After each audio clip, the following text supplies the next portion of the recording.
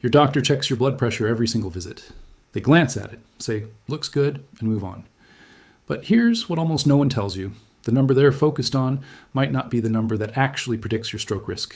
There is one specific blood pressure number, one that most people have never even heard of, that research has linked, again and again, to stroke risk in adults over 60. And if nobody has ever explained it to you, there's a good chance you've been staring at your blood pressure readings for years without knowing what actually matters. By the end of this video, you'll know exactly what that number is, how to calculate it in 10 seconds using a reading you already have at home, and what the research says you can do about it. No fear-mongering, no supplement pitch, just what the evidence actually shows. Section 2, credibility plus. Why trust me, 020-045. Last month, a viewer wrote to me. Her father was 71, active, walked every morning, and his blood pressure, the top number, the one everyone talks about, was normal at his last 3 checkups. 6 weeks later, he had a stroke. When she looked back at his readings, something stood out. His top number was fine, but the gap between his top and bottom number had been widening for 2 years. Nobody had flagged it. Nobody had explained why it mattered. I'm Dr. Vitalis, and every week I dig through the research your doctor doesn't have time to walk you through in a 7-minute appointment. Today, we're talking about that gap, what it means, why it matters more as we age, and what you can actually do about it.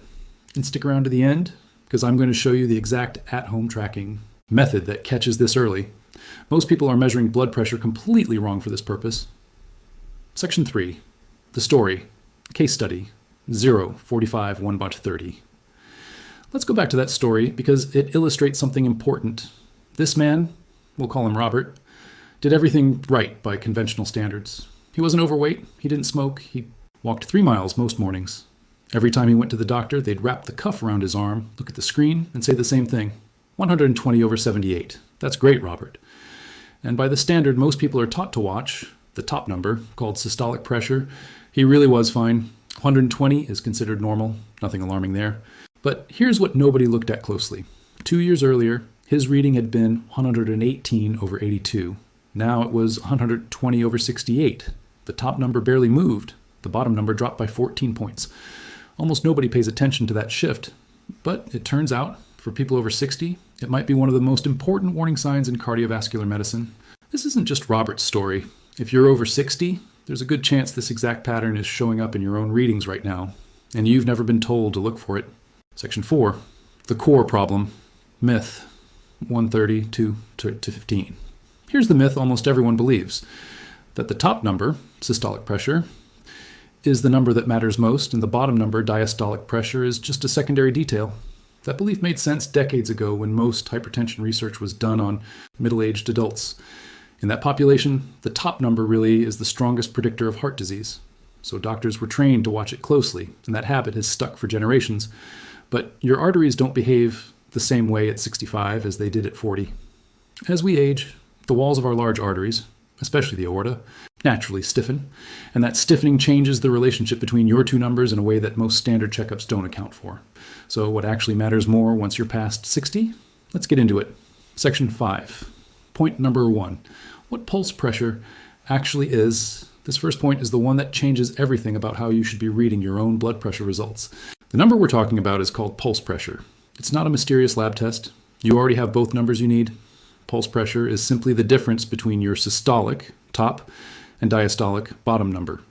If your reading is 130/80, your pulse pressure is 50. If your reading is 120/68, like Robert's, your pulse pressure is 52. Here's why this matters.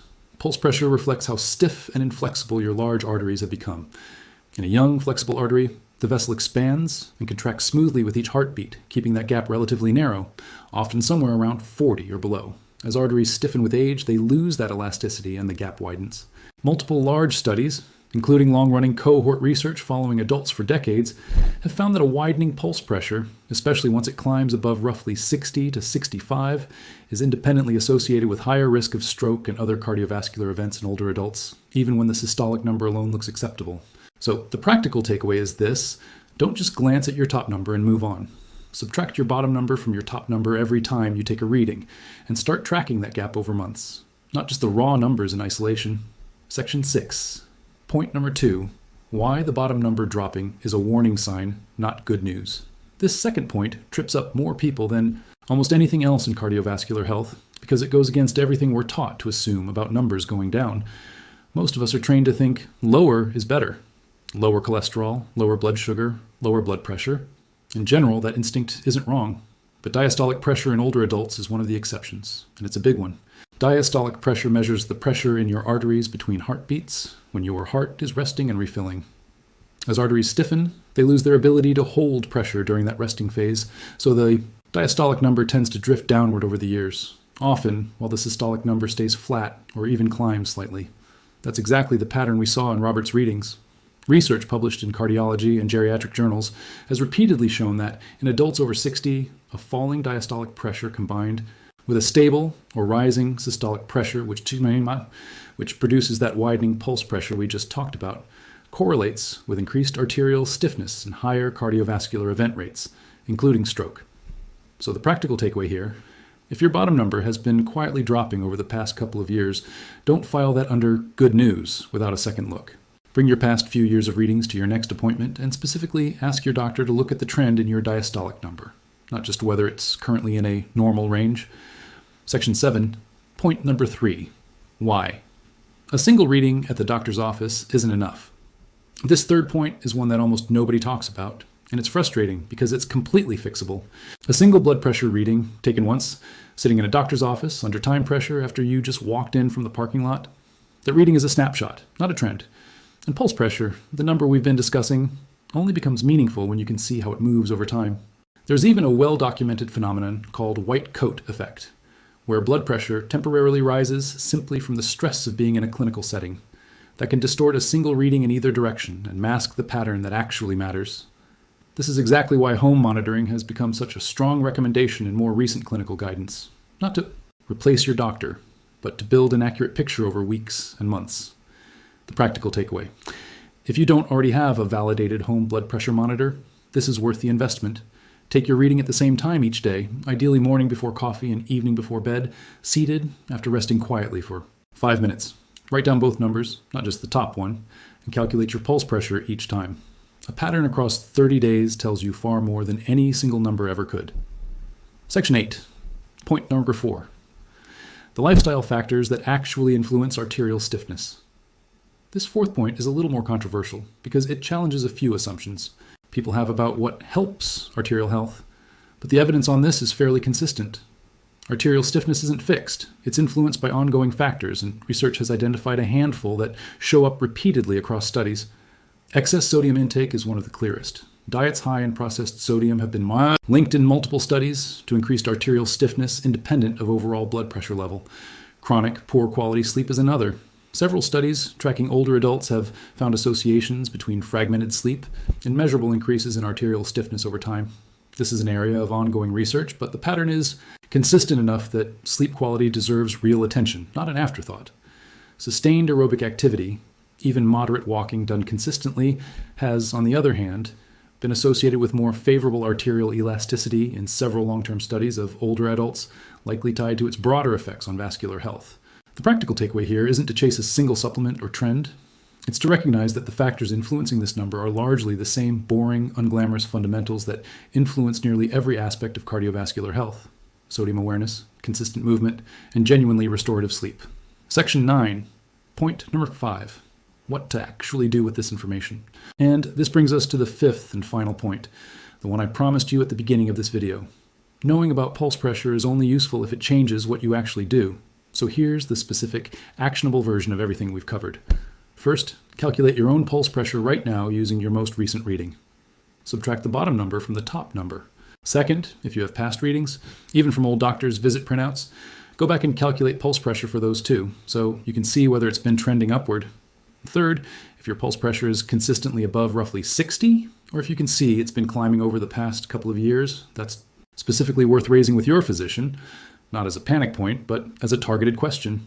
Can we talk about my pulse pressure trend, not just my systolic number? That single question can change the entire conversation because it shifts your doctor's focus from a single snapshot number to the actual trend that the research says matters most for people your age. Section 10, emotional payoff. Here's why this matters beyond the numbers. A stroke doesn't just affect the person it happens to, it affects the family member who has to relearn how their parent speaks. It affects the spouse who becomes a caregiver overnight.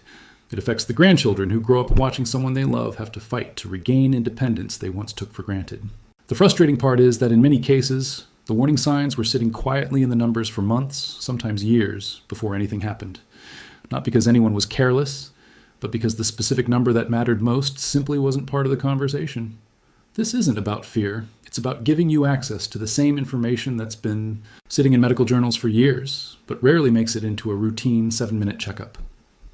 Robert's daughter told me that if she'd known to look at that trend 2 years earlier, she would have pushed harder for a real conversation about it.